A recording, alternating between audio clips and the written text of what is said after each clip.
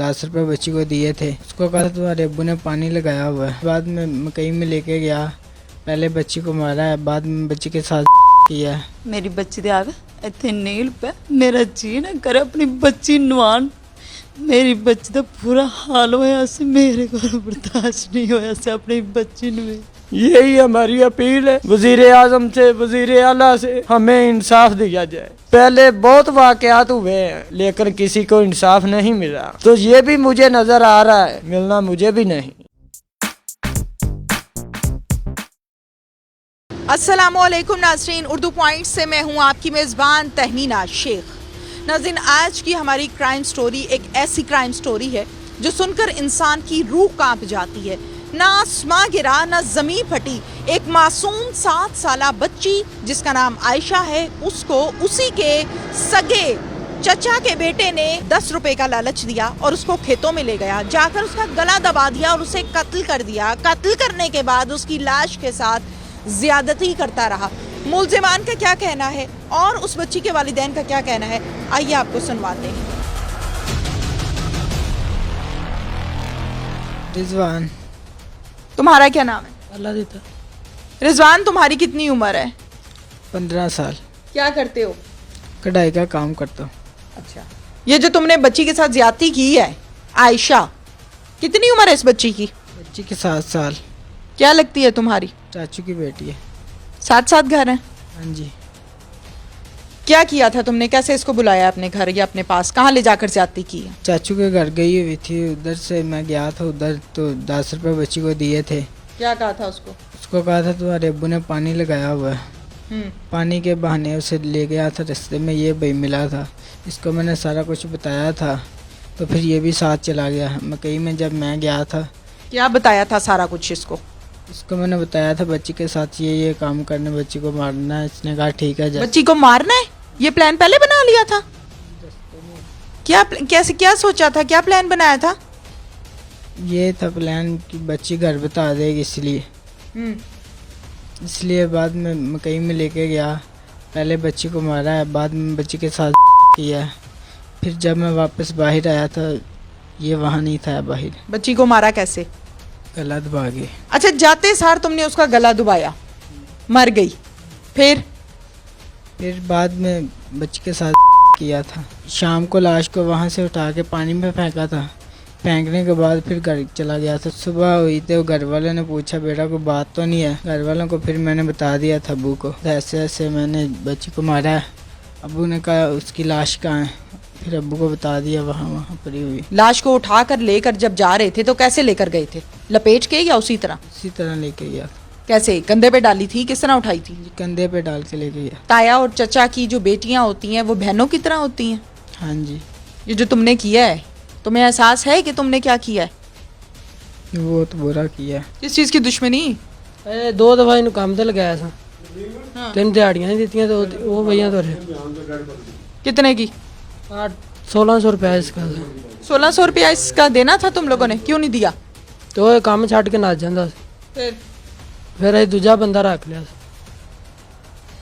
तो तुम जब ये बच्ची के साथ ज्यादती कर रहा था तो तुम बाहर खड़े हुए थे, पहरा दे रहे थे? मेरे सार नूं पूछ सकते, मैं पुलिस वाले उस दिन भी आख्या पहले दिन तो। हाँ। मेरे सार नूं पूछ लो, जिन्हें काम फड़िया उन्होंने पूछ सकते। मैं उस दिन काम ते आया। ऐसे ही है? तो ऐसे ही अभी पता चलेगा जब जाएंगे, इन्वेस्टिगेशन कर रहे हैं।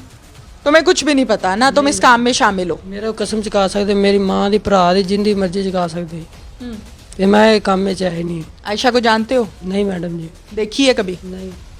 पता है उसके घर का? शक्ल नहीं देखी, इसका घर भी नहीं देखा हुआ। क्यों भाई, क्यों उस पे इल्जाम लगा रहे हो?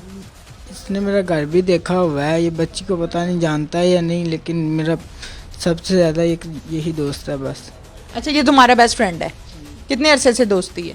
काफ़ी, तकरीबन 2-3 साल हो चुके हैं। इकट्ठे घूमते फिरते सब कुछ इकट्ठे? हाँ जी। क्या नाम है आपका? फौजिया, आपको कब पता चला? मेरी बेटी पढ़ के आई सपारा पढ़ के सपारा रख के गई चली गई घर। वो मेरा भाई बैठा वड्डा मेरा, उन्होंने साथ घर गई चली, उन्होंने घरों खा चौल खांदी भी हैगी है। चौल खान डई तो ये घर बैठे घरों उठ के गया चला। मैनू नहीं पता उधर गया है किधर गया है, मैनू कोई दस के नहीं गया है।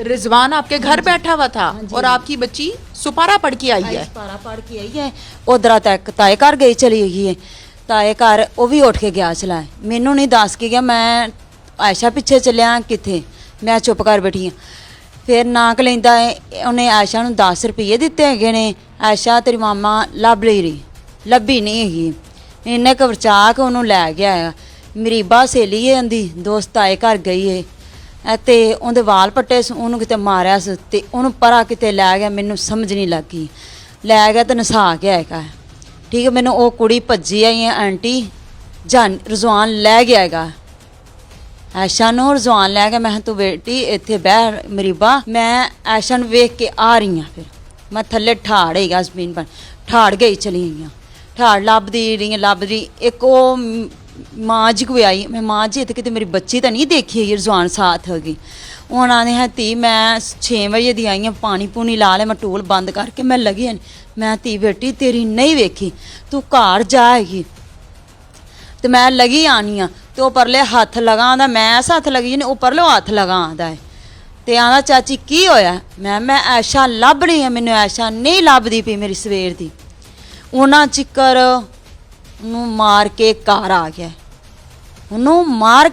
ਆ ਗਿਆ ਮੈਂ ਸਾਰਾ ਲੱਭਾ ਮੈਨੂੰ ਕੋਈ ਜਾਨ ਨਹੀਂ ਛੱਡੀ ਮੈਂ ਲੋਕਾਂ ਦੇ ਘਰ ਕਿੰਨਾ ਕਾਰਨ ਬੱਚੀ ਨਾ ਜਾਂਦੀ ਸੀ ਮੈਂ ਦੋਸਤਾਂ ਬਣੀਆਂ ਚਲੀਆਂ ਹੀ ਜਾਂਦੀਆਂ ਬੱਚੀਆਂ ਡੱਡਾ ਤਾਂ ਨਹੀਂ ਮੈਨੂੰ ਹੈਗਾ ਮੈਂ ਸਾਰਿਆਂ ਦੇ ਘਰ ਗਈ ਮੈਂ ਮੇਰੀ ਬੱਚੀ ਤਾਂ ਨਹੀਂ ਆਂਦੀ ਅਸੀਂ ਤੇਰੀ ਬੱਚੀ ਦੁਕਾਨ ਦੇ ਪੁੱਛਿਆ ਮੈਂ ਭਾਈ ਚੀਜ਼ ਨਹੀਂ ਲੈਣ ਆਈ ਆਂਦੀ ਅੱਜ ਤੇਰੀ ਬੱਚੀ ਨੂੰ ਮੈਂ ਦੇਖਿਆ ਹੀ ਨਹੀਂ ਅਸੀਂ ਤੇਰੀ ਮੈਂ ਸਾਰਾ ਪਿੰਡ ਗਾਂ ਲਿਆ ਮੈਨੂੰ ਕਿਤੋਂ ਆਪਣੀ ਬੱਚੀ ਨਹੀਂ ਲੱਭੀ ਮੈਨੂੰ ਚਾਹ ਬੜੇ ਸੇ ਇੰਨੇ ਕੁ ਚਾਹ ਸੀ ਮੇਰੀ ਧੀ ਪੜੇ ਹਰ ਕਿਸੇ ਬੱਚੀਆਂ ਨੌਕਰੀਆਂ ਲਗੇ ਕੋਈ ਰੱਬ ਮੇਰੀ ਵੀ ਸੁਣੇਗਾ ਨਾ ਮੈਨੂੰ ਬੜੇ ਚਾਹ ਸੀ ਆਪਣੀ ਪੜ੍ਹਾਈ ਤੇ ਆਪਣੇ ਕੰਮ ਦਾ ਮੈਨੂੰ ਕੋਈ ਸ਼ੌਂਕ ਨਹੀਂ ਸੀ ਘਰ ਦਾ ਕੰਮ ਕਰੋ मैं अपनी बच्ची सिर्फ पढ़ाई च रखा है इसके वालिद साहब भी मेरे साथ मौजूद हैं। क्या सवाल करूं और क्या बात करूं उनसे मैं ज़ारो कतार ये शख्स रो रहा है अपनी बेटी के लिए। 8 बजे का ये वाक़या 27 तारीख इतवार वाले दिन का लेकिन हम ढूंढते रहे हमें कोई पता नहीं लगा हमने FIR 6:30 बजे रात को जमा कराई हमने यही बोला भी सहेलियों के साथ कहीं होगी आ जाएगी 10 बजे रजवान ਜਿਹੜਾ ਕੰਮ ਕਰਨਾ ਸੀ ਕਰਕੇ ਸਾਡੇ ਨਾਲ ਦਰਦਨਾਕ ਹੋ ਗਿਆ ਉਹਨੂੰ ਲੱਭਣ ਦੇ ਵਿੱਚ ਸ਼ਾਮਲ ਹੋ ਗਿਆ यानी आप लोग आयशा को ढूंढ रहे थे वालिदैन हैं परेशान थे रो रहे होंगे चीख पुकार कर रहे होंगे तो उस टाइम ये रिजवान क्या कर रहा था। रजवान कुछ भी नहीं कर रहा था लेकिन रजवान का चेहरा जो था ना वो बताता था कि इसके अंदर कोई डाउट है। अच्छा लेकिन रजवान ने हमें नहीं बताया पिंड दे विच बाजी एक दर से ਉਹਦੇ ਬਾਹਰ कैमरे लगे ने भाजी मेरे आख्या वीर ਆਪਾਂ कैमरे चेक करिए रजवान शाम ਦਾ ਸੌਂ ਗਿਆ ਸੀ 7 ਵਜੇ 11:30 ਵਜੇ ਬਾਤ ਹੋਈ ਤੇ ਰਜਵਾਨ ਆਂਦਾ ਹੈ ਉਧਰ ਬੱਚੀ ਨਹੀਂ ਹੈਗੀ ਨਾ ਜਾਣਾ ਉਧਰ ਸਾਨੂੰ ਸੱਟ ਪਈ ਵੀ ਮੁੰਡੇ ਦੇ ਵਿੱਚ ਕੋਈ ਡਾਊਟ ਹੈਗਾ ਲੇਕਿਨ ਬਾਜੀ ਮੁੰਡੇ ਨੇ ਫਿਰ ਵੀ ਨਹੀਂ ਬਤਾਇਆ ਰਾਤ ਗੁਜ਼ਰ ਗਈ सुबह 9 बजे का टाइम सी मैं आख्या पुत्र तू आना मैं 10 रुपये दिते ने बच्ची घर नहीं गई मैं 15 ते कॉल की ते मैं तेनों फड़ा देना ही उन्हें आख्या जी पिंडियों दी सिस्टर की शादी हुई मैं आह भैन दे कोल जाना मेरा भाई खुद लैके गया साथ मैं गया भैन नूं जांदियां नाल उन्हें जफा मार लिया आंदा भैन मैं अल्लाह दिते को अगर ये बच्ची ना देता तो अल्लाह दिते मैनू कतल कर देना सी ये अल्लाह दिते दा प्रैशर सी होंदे ते लेकिन उनकी सोच नहीं सी कि मैं अपनी इज्जत ही अगां दे रहा अपने हथी उस तो बाद भाईए मेरे ने पकड़ लिया उन्हें आख्या पुत्र आ कित्थे किनू दिती हो वो बाजी सानू लैके गया ते उत्थे लाश पई मैं नाल नहीं गया मेरा भाई गया उन्हें आख्या यार फिर भी तेरी बेटी है तू घर रहो असी लभने भाई गया उथों बंदे आए ने उन्हें घर आन के आख्या जी उत्थे लाश पई मैनू लै गए ने नाल लेकिन भैन उत्थे मैनू धी दी लाश नहीं सियानी गई मैं आख्या ये तो गुड्डी पई है बच्ची दी गल करो उत्थे ही भैन रजवान मौजूद सी मैं उन्होंने फिटे मूँह भी नहीं आख्या रजवान दी बांह फड़ी गए 15 ਤੇ ਕਾਲ ਕੀਤੀ, ਪੁਲਿਸ ਵਾਲੇ ਆ ਗਏ, ਰੈਸਕੋ ਵਾਲੇ ਆ ਗਏ। ਭੈਣ ਇਹ ਦੁੱਖ ਤੋਂ अगर पहाड़ दे उत्ते पैंदा ते उन्हें रेजा रेजा हो जाना सी, जेड़ी मेरे ते गुजरी। हमारी यही अपील है कि इनको शरेआम फांसी दी जाए।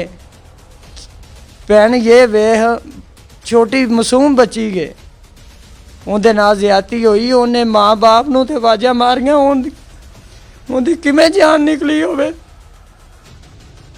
यही हमारी अपील है वज़ीर आज़म से, वज़ीर आला से कि हमें इंसाफ दिया जाए।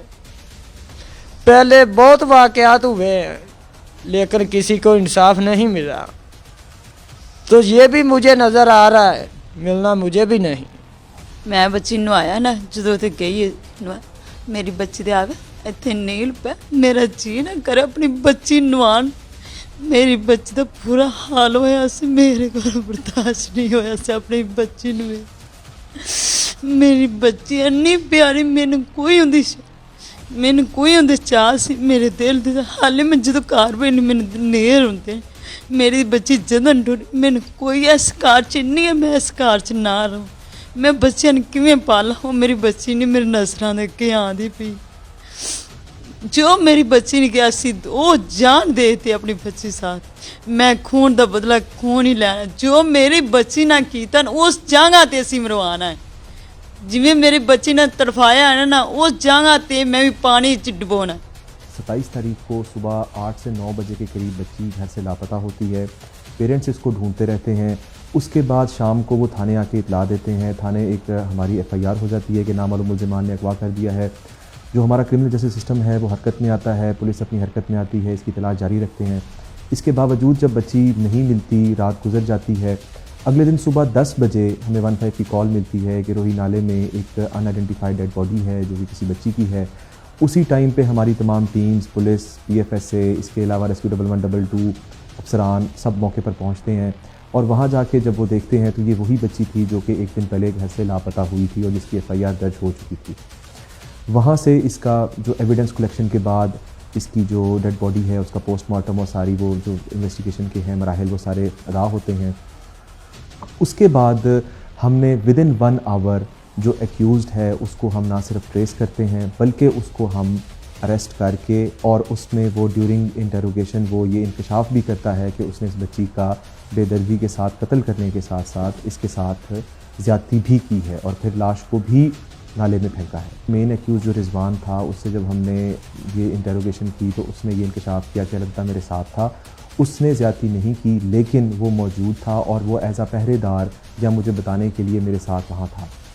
अच्छा, उस पर हमने फ़ौरी तौर पे अलादिता को फिर जो था वो अपनी तहवील में लिया और उसके बाद उसकी अभी चूँकि ये केस जो है इसकी तफ्तीश जारी है, हम इसके अंदर किसी उनकी शहादत क्योंकि एक्यूज़ की स्टेटमेंट वैसे भी कोई एडमिसिबल एविडेंस नहीं होती, तो हम जब तक कि उसके ऊपर कोई कंक्रीट शवाहिद नहीं आते हम उसको ना गुनहगार कह सकते हैं और ना बेगुनाह कह सकते हैं। अलबत्ता ये है कि इस वक्त वो भी एक्यूज़ हमारी तहवील में है और इन दोनों के बारे में जो जनरल रेपुटेशन है मोहल्ले में वो कोई अच्छी शोहरत नहीं है और इन दोनों का आपस में दोस्ताना भी है और ये कभी तौर पर ये शुबा है कि ये इसके अंदर ये दूसरा एक्यूज़ भी साथ मुलव्वस होगा, लेकिन चूँकि अभी ज़ेर तफ्तीश है तो अभी कुछ भी कहना काबिल अज़ वक्त है। जो रिजवान है ये माइनर एज का है, ये 15 से 16 साल इसकी तकरीबन 14 से 15 के दरमियान इसकी एज है और जो अलादिता है वो कोई 19-20 साल का है। क्रिमिनल रिकॉर्ड हमने इनका चेक किया है, CRO में ये किसी केस में गिरफ्तारी होकर तो ये जेल नहीं गए, लेकिन अलबत्ता जो लड़का है रिजवान इसके बारे में भी मोहल्ले में यही शोहरत थी कि ये छोटी मोटी चोरियाँ करता था लेकिन घर वाले नज़रअंदाज कर देते, मोहल्लेदार नजर। और जो दूसरा है अलादिता वो भी थाने 1-2 बार आया था शिकायत पर, लेकिन उसमें यह था कि मुदई ने पैरवी नहीं की या FIR ही नहीं करवाई या वहाँ पर जैसे होता है कि बड़ों ने उसका तस्फिया करवा दिया तो उसमें एज सच वो किसी केस में जेल नहीं गया पहले। हमारी जो हुकूमत पाकिस्तान है उसने तवातर के साथ 2016 से लेके अब तक बहुत से ऐसे लॉज़ पास किए हैं जिसमें जो सज़ाएँ हैं उनको सख्त से सख्तर किया है, खुसूसन जो माइनर बच्चों से रिलेटेड ऑफेंसेस हैं। जैसे 2016 में क्रिमिनल लॉ अमेंडमेंट हुई, उसके अंदर बहुत सारी ऐसी जो थी सज़ाएँ शामिल की गई हमारे कानून के अंदर, जो कि पहले ऐसा सज़ाएँ उनके लिए था वो नरमी थी, लेकिन उसमें बहुत ज़्यादा सख्ती की गई। 2020 के अंदर ही दिसंबर के अंदर एंटी रेप ऑर्डिनेंस पास हुआ। उसके बाद इसी तरह जो क्रिमिनल अमेंडमेंट लॉ पास हुआ अभी 2020 के अंदर, उसमें यहाँ तक भी कि इवन जो है ऐसे रिपीटेड ऑफेंडर्स या इस तरह के जो संगीन मुलजिमान हैं उनकी कस्ट्रेशन तक के बारे में जो है वो एक वज़ा किए गए हैं कि क्या तरीक़ेकार होंगे। तो सज़ाएँ जो हैं वो वक्त के साथ सख्त से सख्त होती जा रही हैं। एविडेंस कलेक्शन पहले बेहतर से बेहतर होती जा रही है, क्योंकि हमारी फोरेंसिक लाइव एजेंसी और DNA ये ऐसे शवाहिद हैं जो कि नाकाबिल तरदीद हैं। इसी तरह CCTV कैमरास, लोगों की शहादतें, फिर इसमें एक्यूज़ ने खुद कन्फेशन भी किया है, मीडिया के सामने भी वो मानता है और सारी चीज़ें बिल्कुल क्लियर हैं। फिर वो गवाह जिसने कि बच्ची को जाते हुए इस मुलजिम के साथ देखा, तो ये केस में बहुत ज़्यादा क्लैरिटी है। तो इंशाअल्लाह ताला हमें ये यकीन है हमारी तफ्तीश बिल्कुल मेरिट पे होगी और हम इनको करार वाकई सज़ा दिलवाएंगे जो मुलजिमान हैं। जी तहमीना, आपका बहुत शुक्रिया।